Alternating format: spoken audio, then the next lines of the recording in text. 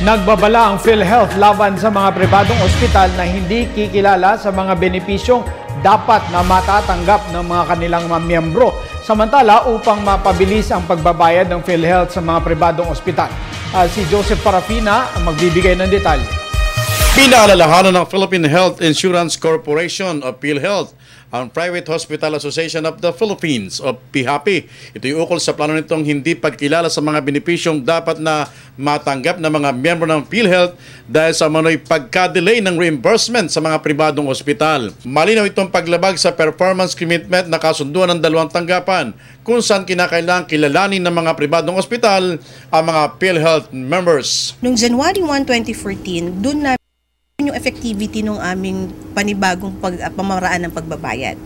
Noong pong 2013 kasi, fee-for-service po tayo, meaning talagang may evaluation pa at lahat. Ngayon po, case rate na, nakapakete na po ang bawat sakit. So, in every major change po, merong kaakibat yan na technical challenges. Sa opisyal na pahayag na inilabas ng PhilHealth, iginiit nitong walang katotohanan ng aligasyon ng PHAPI na nangyayaring delay of payments ay posibleng dahil naman sa mismanagement ng tanggapan.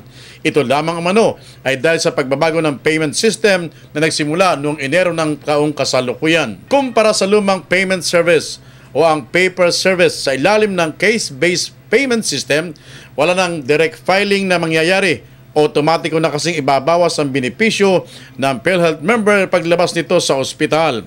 Ayon pa sa PhilHealth, mas kompleto ang binibigay na serbisyo sa mga miyembro nito sa ilalim ng bagong payment scheme. May 60 araw ang PhilHealth upang iproseso at bayaran ng mga pribadong ospital.